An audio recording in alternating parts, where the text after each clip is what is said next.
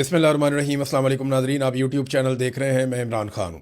بظاہر تو آپ کو یہ بتایا جا رہا ہے کہ مذاکرات ہو رہے ہیں، پاکستان رول پلے کر رہا ہے اور باقی ممالک مل کر اس جنگ کو روک دیں گے، لیکن یہ ایک طرف کی کہانی ہے۔ پاکستان کوشش ضرور کر رہا ہے اور اس کوشش کی تعریف کی جانی چاہیے۔ یہی کوشش مصر بھی کر رہا ہے اور ایسی ہی کوشش ترکی بھی کر رہا ہے۔ اسرائیل یہ نہیں چاہتا کہ جنگ بندی ہو اور ایران ابھی تک کسی پہ اعتبار نہیں کر پا رہا۔ ایسے ماحول میں امریکہ اس خطے میں بہت بڑے پیمانے پر فوج اکٹھی کر رہا ہے۔ یہ ساری چیزیں میں آپ کو بتاتا ہوں، لیکن سب سے پہلے وائٹ ہاؤس نے تحریری طور پہ ایک دھمکی جاری کی ہے۔ تحریری میں اس لیے کہہ رہا ہوں کہ وائٹ ہاؤس کی ترجمان نے جب کھڑے ہو کر یہ دھمکی سنائی تو پڑھ کے سنائی، اور باقاعدہ وہ نیچے دیکھ کر پڑھ رہی تھی اور ساتھ ساتھ وہ سنا رہی تھی جو دھمکی انہوں نے دی ہے۔ یہ دھمکی میں آپ کو کیٹیگوریکلی بتا دیتا ہوں۔ وائٹ ہاؤس کی ترجمان نے کہا کہ ایران حقیقت کو تسلیم نہیں کر رہا، وہ شکست کھا چکا ہے، اس کی فوج ہار چکی ہے۔ صدر ٹرمپ بلف نہیں کرتے، وہ ایران پر جہنم کے دروازے کھولنے والے ہیں، بڑی تباہی آئے گی۔ پہلے ایسا حملہ نہیں ہوا ہوگا جیسا حملہ اب ہوگا۔ اگر ایران ڈیل نہیں کرتا تو شدید ترین حملے شروع ہوں گے۔ یہ جناب وائٹ ہاؤس کی جانب سے باقاعدہ تحریری طور پہ ایک بیان لایا گیا اور اسے پڑھ کے سنایا گیا۔ ڈونلڈ ٹرمپ نے اپنا جو ذاتی ڈونلڈ ٹرمپ کا ایک سوشل میڈیا ہے اس کے اوپر ایک پوسٹ کی ہے، ایک انہوں نے سٹیٹمنٹ دیا ہے۔ وہ سٹیٹمنٹ ٹویٹر کے اوپر بھی آیا۔ اب اس سٹیٹمنٹ کو پوری دنیا بڑے غور سے پڑھ رہی ہے اور سب کو آئیڈیا ہو گیا ہے کہ ٹرمپ ایکچولی کرنے کیا والا ہے اور مذاکرات کی اصل کہانی کیا تھی۔ پہلے آپ وہ سٹیٹمنٹ دیکھ لیں، کیونکہ یہ سٹیٹمنٹ طے کرے گا کہ آنے والے ہفتوں میں پورے خطے میں کیا ہونے والا ہے۔ ڈونلڈ ٹرمپ نے کہا کہ United States of America is in serious discussion with a new and more reasonable regime to end our military operations in Iran, کہ امریکہ اس وقت ایران میں ایک نئے اور ریزنیبل یعنی پہلے سے بہتر ایک رجیم کے ساتھ بڑے سیریس مذاکرات کر رہا ہے، جبکہ ایران نے کیٹیگوریکلی کہا کہ ہمارے امریکہ کے ساتھ کوئی مذاکرات نہیں ہو رہے۔ تو اس کو آپ کلیئر کر دیں کہ یہ ڈونلڈ ٹرمپ نے ایک دعویٰ کیا شروع میں۔ Great progress has been made, but if for any reason یعنی ہم آگے بڑھ رہے ہیں لیکن اگر کوئی وجہ بن جاتی ہے، a deal is not shortly reached، اگر فوری طور پہ کوئی ڈیل نہیں ہوتی، which it probably will be، and if Hormuz Strait is not immediately open for businesses، اور اگر فوری طور پہ کوئی ڈیل نہیں ہوتی اور آبنائے ہرمز کو فوری طور پہ کاروبار کے لیے نہیں کھولا جاتا، we will conclude our lovely stay in Iran by blowing up and completely obliterating all of the electric generating plants, oil wells and Kharg Island and possibly all desalination plants. اب اس کو ذرا آپ غور کر لیں کہ وہ کرنے کیا جا رہا ہے۔ ڈونلڈ ٹرمپ نے کہا کہ اگر ابھی ڈیل نہیں ہوتی اور آبنائے ہرمز کو فوری طور پہ نہیں کھولا جاتا تو ہم کریں گے کیا؟ ہم ان کے جتنے بھی پلانٹس ہیں ان کو تباہ کر دیں گے، بجلی پیدا کرنے والے پلانٹس کو بھی تباہ کریں گے، تیل کے کنووں کو بھی آگ لگا دیں گے، خارق کے جزیرے کو بھی تباہ کر دیں گے، اور پانی کو صاف کرنے والے جتنے پلانٹس ہیں ان کو بھی پاسبلی ہم تباہ کر دیں گے۔ اور ابھی تک ہم نے ان کو ٹچ نہیں کیا، ٹرمپ نے یہ بھی کہا، اور اس نے کہا یہ بدلہ ہوگا ان بہت سارے فوجیوں اور دیگر لوگوں کے قتل کا جنہیں ایران کے 47 سالہ دہشت گردی پھیلانے والے رجیم نے قتل کیا تھا۔ اب یہ ڈونلڈ ٹرمپ کی ایک واضح دھمکی ہے۔ ڈونلڈ ٹرمپ کیا مانگ رہا ہے؟ ڈیل، ایران ہمارے ساتھ ڈیل کرے، فوری طور پہ آبنائے ہرمز کو کھولے۔ یہ ڈونلڈ ٹرمپ نے کیٹیگوریکلی مانگا۔ وائٹ ہاؤس کیا کہہ رہا ہے کہ ایران ڈیل کرے، شکست تسلیم کرے۔ ایران کہہ رہا ہے ہم جنگ ہارے ہی نہیں۔ امریکی جرنلز کہہ رہے ہیں کہ ایران جنگ نہیں ہارا۔ دنیا یہ مان رہی ہے کہ ایران نے بہترین جنگ لڑی ہے اور ایران جنگ نہیں ہارا، وہ بدستور حملے کر رہا ہے۔ ابھی انہوں نے 36 گھنٹے 48 گھنٹے پہلے سعودی عرب کے اندر امریکہ کے بڑے بڑے طیارے تباہ کر دیے۔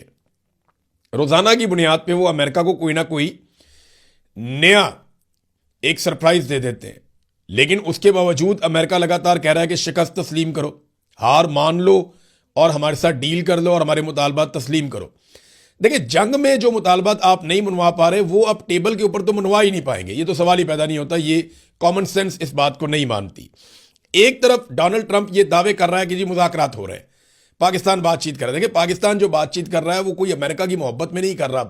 لازمی بات ہے پاکستان کے جو حکمران ہیں انہوں نے ایک جوتے پالش کرنے کی پالیسی اپنائی ہوئی ہے اور وہ ڈونلڈ ٹرمپ کو ہمیشہ خوش رکھنا چاہتے ہیں. مثال کے طور پہ ڈونلڈ ٹرمپ نے بڑی گھٹیا اور غلیظ زبان استعمال کی خادمین حرمین شریفین محمد بن سلمان کے بارے میں, تو شہباز شریف نے ڈونلڈ ٹرمپ کے بارے میں ایک لفظ نہیں بولا, عاصم منیر نے بھی نہیں بولا, کسی نے نہیں بولا, کوئی بھی خادمین حرمین شریفین کے ساتھ کھڑا نہیں ہوا. اسی قسم کا کوئی ایک جملہ اگر ایران کا کوئی لیڈر بول دیتا تو آپ دیکھتے کہ یہ بازو ٹونکے آ جاتے سارے کے سارے میدان میں. تو ڈونلڈ ٹرمپ کو یہ خوش ضرور رکھتے ہیں, لیکن اس جنگ کو ختم کرنا پاکستان کی ضرورت ہے اور خطے کے باقی ممالک کی ضرورت ہے. وہ سب جانتے ہیں کہ امریکہ کا کچھ نہیں بگڑے گا, ہمارا بیڑا غرق ہو جائے گا یہاں پہ اس خطے کے اندر. لہذا سارے اس جنگ سے بچنے کے لیے اپنے اپنے طور پہ کوشش کر رہے ہیں, لیکن امریکہ ان مذاکرات کی آڑ میں خاموشی کے ساتھ مشرق وسطیٰ میں یا خلیجی ممالک میں اپنی عسکری طاقت کو بڑھا رہا ہے. نیو یارک ٹائم کی رپورٹ ہے, یہ میں آپ کے سامنے رکھ رہا ہوں. نیو یارک ٹائم کی رپورٹ کے اندر یہ دعویٰ کیا گیا ہے کہ مڈل ایسٹ میں امریکی فوجیوں کی تعداد بڑھتے بڑھتے 50,000 سے زائد ہو چکی ہے, جبکہ اس ہفتے اور اگلے ہفتے مزید امریکی فوج ان کی کمک پہنچ رہی ہے, ان کے ہتھیار پہنچ رہے ہیں. ایک اور خبر یہ ہے کہ جو انٹرسیپٹرز, وہ میزائلز جو آنے والے میزائلوں کو روکتے ہیں, ان کی تعداد کو 3 گنا بڑھا دیا گیا ہے, ان کی پروڈکشن کو بہت تیز کر دیا گیا ہے تاکہ ایران کی جانب سے مستقبل میں ہونے والے حملوں کو روکا جا سکے. اب اگر امریکہ تباہ کر دے گا ایران کے اندر پاور پلانٹس کو, امریکہ اگر تباہ کر دے گا ایران کے اندر واٹر سیلینیشن پلانٹس کو, اور اگر وہ وہاں پہ تیل کے کنوؤں کو آگ لگا دے گا, خارق پہ قبضہ کر کے اس کو آگ لگا دے گا یا تباہ کر دے گا, تو اس کے نتیجے میں ایران بھی ایسے ہی کرے گا. ایران کہہ چکا ہے کہ وہ یہ سارا کچھ ان ممالک کے ساتھ کر دے گا جو امریکہ کو اڈے فراہم کریں گے یا مدد فراہم کریں گے, یہ سارا کچھ ایران کے ساتھ کرنے کے دوران. یعنی امریکہ جن جن ملکوں پہ بیٹھ کے ایران کے ساتھ ظلم کرے گا, ایران واپس ان ملکوں کے ساتھ وہی کرے گا.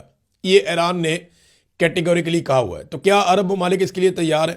لیکن عرب ممالک میں 50,000 سے زائد امریکی فوجی پہنچ چکے ہیں اور اس بات کا دعویٰ کیا جا رہا ہے کہ ایک بڑا زمینی حملہ آنے والے دنوں میں امریکہ کر سکتا ہے. اور یہ نیو یارک ٹائم کی رپورٹ بھی ہے, واشنگٹن پوسٹ کی رپورٹ بھی ہے, اور تمام رپورٹیں یہ کہہ رہی ہیں کہ زمینی حملہ امریکہ کرنے کا پلان کر رہا ہے اور اسی لیے بڑی تعداد میں وہ فوجی اکٹھے کر رہا ہے.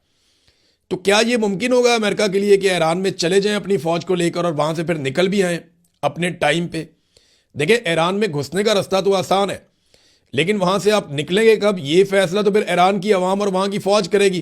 ابھی تک کی اطلاع کے مطابق 10 لاکھ سے زائد ایرانی شہری رضاکارانہ طور پہ اپنے آپ کو فوجی خدمات کے لیے پیش کر چکے ہیں اور ان کی تربیت بھی جاری ہے. تو ایران میں تو ایک اتنی بڑی فوج بن جائے گی, یعنی آپ اندازہ کریں نا وہ کتنا بڑا ملک ہے. ایران 9 کروڑ سے زائد لوگوں کا ملک ہے, وہاں پہ اتنی بڑی فوج بن جائے گی کہ امریکن اس کا مقابلہ کرتے کرتے تھک جائیں گے. اب یہاں پہ ایک ایران پہ ایٹمی حملہ ہونے والا ہے, اس خدشے کا اظہار بھی کیا جا رہا ہے. جہنم کے دروازے کھول دیے جائیں گے اگر وائٹ ہاؤس کہہ رہا ہے یا ڈونلڈ ٹرمپ کہہ رہے ہیں کہ وہ خوفناک قتل عام پہ معاملہ لے جائیں گے اور بہت بڑی تباہی پھیلا دیں گے. تو اسی وقت اقوام متحدہ میں ایک اقوام متحدہ کے اہم سفیر ہے محمد صفا, انہوں نے ریزائن کر دیا. محمد صفا کا جو ریزائن ہے یہ بڑا سگنیفیکنٹ ہے. انہوں نے یہ کہا کہ, اور یہ اقوام متحدہ کے اہم سفیر ہیں, یہ بڑی اہم ڈیوٹیز کرتے ہیں اقوام متحدہ کے ساتھ, اور انہوں نے کچھ حساس معلومات لیک کر دی ہیں. ان کا دعویٰ یہ ہے کہ اقوام متحدہ اندرون خانہ ان حالات کے لیے تیاری کر رہا ہے جب ایران کے اوپر ایٹمی حملہ کیا جائے گا, اور یہ حملہ ایران کے کسی بڑے شہر پہ جیسے کہ تہران وغیرہ پہ ہو سکتا ہے. اب اس قسم کی چیزیں سامنے آ رہی ہیں عالمی میڈیا میں. انہوں نے جو ٹویٹ کیا جس میں انہوں نے ریزائن کیا کہ میں اب اقوام متحدہ کے ساتھ کام نہیں کر رہا اور میں پیچھے ہٹ رہا ہوں, میں اتنا بڑا بوجھ نہیں اٹھا سکتا کہ اقوام متحدہ تیاری کر رہا ہے ایک مبینہ ایٹمی حملے کی اور اس کے بعد کی سچویشن کی جو ایران کے اوپر ہوگا. اب ایران پہ ایٹمی حملہ, یعنی جاپان پہ ایٹمی حملہ کیوں ہوا تھا, آپ یاد کریں نا وہ دور, جاپان بھی ہار نہیں مان رہا تھا, پیچھے نہیں ہٹ رہا تھا, شکست تسلیم نہیں کر رہا تھا, لیکن جب وہاں پہ ایٹمی حملے ہوئے تو اس کے بعد جاپان بدل گیا. تو اب وہی فارمولا شاید امریکہ اور اسرائیل کے دماغ میں چل رہا ہے، اور اقوام متحدہ اس کے لیے تیاری بھی کر رہا ہے، حالات کا جائزہ لے رہا ہے. اگر ایسا ہوتا ہے تو پھر ہم کیا کریں گے؟ جو ٹویٹ ہے محمد صفا کی وہ میں آپ کے سامنے رکھ دیتا ہوں. People don't understand the gravity. یہ لوگ اس کی شدت کا اندازہ بھی نہیں لگا سکتے. نیوکنگ 10 ملین، 1 کروڑ لوگوں کے اوپر ایٹم بم پھینک دینا، یعنی ایک ایسا ایریا ڈسکس ہو رہا ہے جہاں پہ 1 کروڑ لوگ رہتے ہیں. Regular working class people with dreams, ایسے لوگوں کے اوپر جو کام کرنے والے لوگ ہیں، جو خواب دیکھتے ہیں، جینا چاہتے ہیں. Only the people can stop it. صرف لوگ ہی اسے روک سکتے ہیں. ایکٹ ناؤ، ابھی اس کے اوپر عمل کروائیے. ہسٹری ول ریمبر اس، تاریخ ہمیں یاد رکھے گی. اب یہ ایک بہت بڑا دعویٰ ہے، اور عالمی میڈیا میں ہر طرف یہ خبر پھیلی ہوئی ہے کہ کیا واقعی ایک پلان کیا گیا ہے کہ ایران پہ ایٹمی دھماکہ کیا جائے، اور اقوام متحدہ کو اس کے بارے میں آگاہ کیا گیا ہے، اور اقوام متحدہ اس کے بارے میں ڈیپ ڈسکشن اندرون خانہ کر رہا ہے کہ اگر ایران پہ ایٹمی حملہ ہوتا ہے تو دنیا کو کیسے کنٹرول کرنا ہے، اور معاملات کو آگے کیسے بڑھانا ہے، فوری طور پہ کون کون سے اقدامات کرنے ہوں گے. اور انہی چیزوں کے لیک ہونے پر محمد صفا نے اپنے آپ کو الگ کیا اقوام متحدہ کی سفارت سے. ناظرین، اس قسم کی خبروں سے نا عالمی منڈی میں بے چینی بڑھ جاتی ہے، تیل کی قیمت اوپر جاتی ہے. ابھی اس وقت عالمی منڈی میں جو تیل کی قیمت ہے وہ $115 فی بیرل. لیکن آپ کو ایک بات بتاؤں، آج بھی عمران خان کے دور حکومت سے عالمی منڈی میں تیل سستا ہے، آج بھی سستا ہے. عمران خان صاحب $120 فی بیرل پہ جب تیل تھا عالمی منڈی میں تو $150 کا بیچ رہے تھے، اور آج $115 کا فی بیرل ہے. اور شہباز شریف $350 کا پیٹرول اور اس سے بھی مہنگا ڈیزل بیچ رہا ہے، اور وہ قوم پہ احسان بھی چڑھا رہا ہے کہ میں نے قوم پہ بڑا احسان کیا، میں سستا بیچ رہا ہوں، میں بوجھ اٹھا رہا ہوں. بوجھ تو سارا قوم کے اوپر لادا ہوا ہے. اور وہ لوگ جو عمران خان کے دور میں پیٹرول کو بہت مہنگا کہتے تھے، وہ آج پیٹرول کو بہت سستا کہتے ہیں اور موجودہ حکومت کی تعریف کرتے ہیں. کیسے کیسے نمونے جو ہیں وہ بے نقاب ہوئے ہیں. اب یہ جو جہاز نکالے گئے ہیں آبنۂ ہرمز میں سے، روزانہ 2 جہازوں کی بات اسحاق ڈار نے کی ہے. یہ بات ڈونلڈ ٹرمپ نے دعویٰ کیا کہ یہ جہاز امریکہ کے لیے ہے، ایران کا تحفہ ہے. لیکن اسحاق ڈار نے بتایا نہیں کہ پاکستانی جھنڈے لگے ہوئے جہاز جو نکلے ہیں، ایران نے بھی اس کے اوپر کوئی واضح موقف نہیں دیا. ایرانی صحافی سے بات کر رہے ہیں کچھ جرنلسٹ، سمینہ پاشا صاحبہ نے بھی کی، تو وہ یہ دعویٰ کر رہے ہیں صحافی کہ یہ تو پاکستان کے لیے ہم نے فیسیلیٹیٹ کیا ہے. اب پاکستان کسی اور کو دے رہا ہے تو پاکستان کی مرضی ہے. دیکھیں نا، پاکستان میں پیٹرول کی قیمتیں آپ بڑھا رہے ہیں کہ جناب پیٹرول نہیں آ رہا، اور ساتھ آپ دعویٰ کر رہے ہیں جناب ہمارے تو کنٹینر لگے ہوئے ہیں لائن میں، روزانہ کی بنیاد پہ ہمارے ٹینکرز آ رہے ہیں پانی میں سے نکل کے آبنۂ ہرمز میں سے. تو وہ آپ کس کے لیے دنیا کا بھلا کرنے جا رہے ہیں؟ پاکستانیوں کا بھلا تو پہلے کر دیجئے. ڈپٹی وزیر اعظم اسحاق ڈار صاحب، پہلے آپ یہ بتائیے کہ یہ پیٹرول ہے کس کا، اور ایران نے یہ کس کے لیے دیا ہے؟ کیا ایران نے یہ پاکستان کے لیے دیا ہے، یا ایران نے کسی اور ملک کے لیے دیا ہے، یا پاکستان کی سفارش پہ دیا ہے؟ تو جو ایرانی جرنلسٹ ہیں وہ یہ کہہ رہے ہیں کہ امریکہ کو شرم آنی چاہیے، انہیں معافی مانگنی چاہیے. یہ ہم نے پاکستان کو فیسیلیٹیٹ کیا ہے. لیکن پاکستان کو اگر فیسیلیٹیٹ کیا ہے تو پاکستان کی عوام کو فائدہ ہونا چاہیے نا. پاکستان کی عوام کی تو کمر توڑی ہوئی ہے اس وقت موجودہ سرکار نے. اچھا، ٹرمپ نے ایک بات صاف کہہ دی ہے. دیکھیں، ٹرمپ کا یہ بڑی خوبی ہے ٹرمپ کی، وہ صاف بات کر دیتا ہے. اس نے کہا جی کہ وہ ایرانی تیل پر قبضہ کرنا چاہتا ہے. میں چلے BBC کی خبر آپ کو بتاتا ہوں کہ ایکچولی ڈونلڈ ٹرمپ نے کہا کیا. یہ آپ سنیں گے تو آپ کو آئیڈیا ہو جائے گا کہ اصل پلان تھا کیا. ڈونلڈ ٹرمپ نے کہا کہ سچ یہ ہے کہ میرا پسندیدہ آپشن یہ ہے کہ ایران کا تیل لے لیا جائے، اس پہ قبضہ کر لیا جائے. لیکن امریکہ میں کچھ بیوقوف لوگ کہتے ہیں کہ آپ ایسا کیوں کریں گے. وہ بیوقوف لوگ ہیں. ٹرمپ نے کہا کہ اس اقدام کا مطلب خارق جزیرے پر کنٹرول حاصل کرنا بھی ہو سکتا ہے، وہاں پہ کنٹرول بھی کر سکتے ہیں.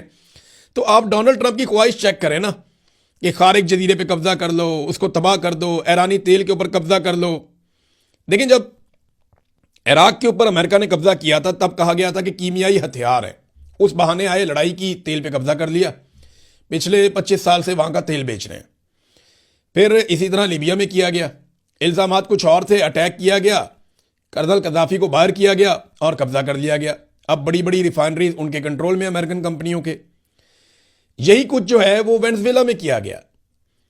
ایک دور میں عراق کو کہا گیا کویت کے اوپر اٹیک کر دو، عراق نے کویت پہ اٹیک کیا، ساتھ ہی انہوں نے عراق کو مارا اور کویت کے اوپر بھی اپنا کنٹرول لے لیا، اس کے تیل کے اوپر بھی.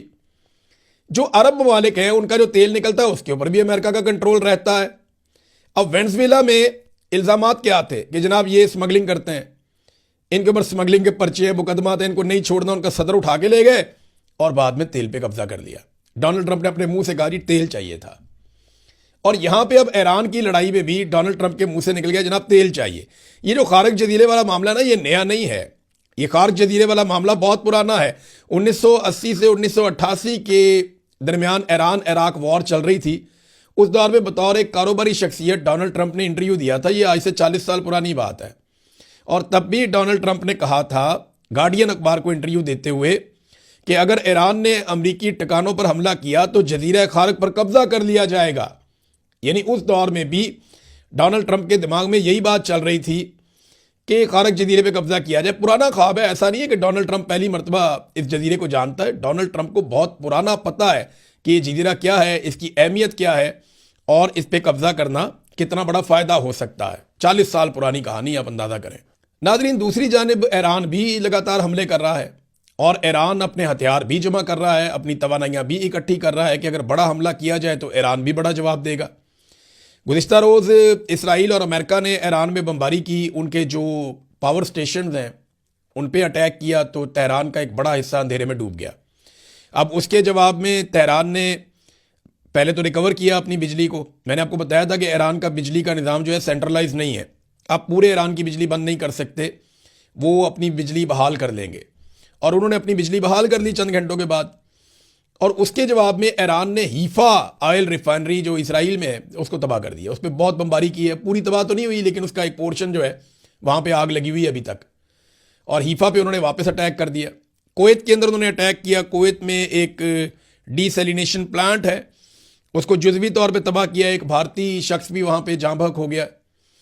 تو کویت کے اندر یہ ڈیمیج ہوا ہے، اس کے لیے ایک نئی مصیبت بن گئی ہے، کیونکہ کویت اپنے پانی کا لگ بھگ 90% ڈی سیلینیشن سے حاصل کرتا ہے۔ وہاں پہ وہ ایسا نہیں ہے کہ پانی کے چشمے بہہ رہے ہیں یا زیر زمین کوئی میٹھا پانی مل جاتا ہے، ایسے نہیں ہے، انہیں پانی کو کارآمد بنانا پڑتا ہے، سمندر کے پانی کو۔ تو وہ پلانٹ اگر تباہ ہو جاتے ہیں مکمل طور پہ تو پھر وہاں پینے کے لیے پانی بھی نہیں ہوگا، یہ بڑی عجیب و غریب سچویشن ہے۔ ادھر حزب اللہ نے دعویٰ کیا ہے کہ انہوں نے اب تک، جب سے لبنان کے اوپر اسرائیل نے اٹیک کیا ہوا ہے رمضان کے دنوں میں، تب سے اب تک انہوں نے 114 اسرائیلی ٹینک تباہ کر دیے ہیں۔ وہاں پہ پہلی مرتبہ حزب اللہ اسرائیل کو اتنا بڑا چیلنج دے رہا ہے، اور وجہ یہی ہے کہ ایران نے سب کا چاکا کھول دیا ہے۔ ایران کو جو سب سے بڑا ایک مطالبہ کیا جاتا ہے نا ریجن کے ممالک کی جانب سے، کہ وہ اپنے آپ کو محدود کرے اور ان تحریکوں کو سپورٹ نہ کرے جو لوگ اپنی آزادی کے لیے، اپنے حقوق کے لیے لڑ رہے ہیں۔ ایران سمجھتا ہے کہ یہ اپنے حقوق اور آزادی کے لیے لڑ رہے ہیں، یہ حزب اللہ ہے، حماس ہے، حوثی ہے، لیکن دوسری طرف جو ممالک ہیں یا اسرائیل ہے وہ یہ سمجھتے ہیں کہ یہ دہشت گرد ہیں، لہذا ان کو ایران سپورٹ نہ کرے۔ اب یہ ایک بہت بڑی نظریاتی لڑائی ہے جو لگاتار بڑے لمبے عرصے سے چل رہی ہے۔ ناظرین، پاکستان میں سوشل میڈیا نے ان نام نہاد دانشوروں اور تحقیقاتی صحافیوں کی تباہی پھیر دی ہے جو عمران خان کے بغض میں اندھے ہوئے پڑے تھے۔ عمران خان صاحب کے دور حکومت میں جب محمد بن سلمان پاکستان آئے تو ان لوگوں نے جمال خشوگی کی تصاویر اٹھا کے اپنے ڈی بیز لگا لی، اور یہ ہر جگہ پہ کہتے تھے عمران خان قاتل ہے، محمد بن سلمان قاتل ہے جمال خشوگی کا۔ دیکھیں یہ ایک ریالٹی ہے، لیکن اس موقع پر انہوں نے یہ کیا تھا، ان سب نے کیا تھا، تب ان کو کسی کو یاد نہیں آیا کہ یہ پاکستان ہے یا پاکستان کا مفاد ہے۔ اور جب ایک سال میں 2 مرتبہ OIC کا اجلاس پاکستان میں ہوا، یہ کیڑے نکال رہے تھے۔ جب 48 ممالک کے وزرائے خارجہ، چینی وزیر خارجہ سمیت پاکستان آئے تو اس کو یہ کہتے تھے کچھ بھی نہیں ہے، یہ کیا ہے، اس سے کیا فرق پڑتا ہے۔ جب ٹرمپ نے عمران خان کو خود خط لکھ کر مدد مانگی کہ جناب ہماری مدد کریں، افغانستان میں آپ ہماری مدد کر سکتے ہیں، تو تب انہوں نے کہا جی کہ یہ کیا ہے، اپنے گھر میں کھانا نہیں ہے۔ آج بہت کھانا ہے پاکستان میں، دودھ اور شہد کی نہریں بہہ رہی ہیں۔ عمران خان کو تانے دیتے تھے یہ لوگ، اندازہ کریں آپ، ٹرمپ کا لیٹر لکھا۔ آج ٹرمپ صرف ایک ٹویٹ کو ری ٹویٹ کر دے نا تو یہ بغلیں بجاتے ہیں، چھلانگیں مارتے ہیں، خوشیاں مناتے ہیں، گھنگرو توڑ دیتے ہیں ناچ ناچ کے۔ لیکن جب عمران خان کے دور میں ڈونلڈ ٹرمپ خود خط لکھتا تھا تو تب یہ کہتے تھے جی ہم کیا کر سکتے ہیں، ہمیں نہیں۔ آج پاکستان ثالثی کر رہا ہے تو یہ حلال ہے۔ عمران خان صاحب کے دور میں جب ثالثی کر رہا تھا تو حرام تھی، تب یہ کہتے تھے اب پڑھائی شادی میں عبداللہ دیوانہ، قوم بیچ دی، یہ کر دیا وہ کر دیا۔ دیکھیں یہ بے شرمی کا ایک کمبل ہے جو ان لوگوں کو نہیں چھوڑ رہا۔ یہ لوگ عمران خان کے مقابلے میں صحافت کی ایک انہوں نے لبادہ اوڑھا ہوا ہے، اور سیاسی مقاصد کے لیے سرگرم ہے، اور یہی ان کا معیار ہے، اور آج پاکستانی ان کو ان کا معیار اور ان کی اصلیت سوشل میڈیا پہ دکھا رہے ہیں۔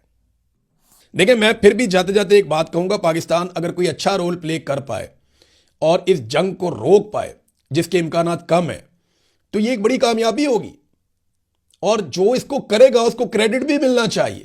لیکن عمران خان کے دور میں جن لوگوں نے رج کے بکواس کی تھی نا، وہ آج جب زمین آسمان کے کلابے ملاتے ہیں نا، تو ان کی منافقت پہ جو ہے وہ عجیب سی کیفیت ہوتی ہے، پتہ نہیں، سمجھ نہیں آتی ان کو بندہ کہے کیا۔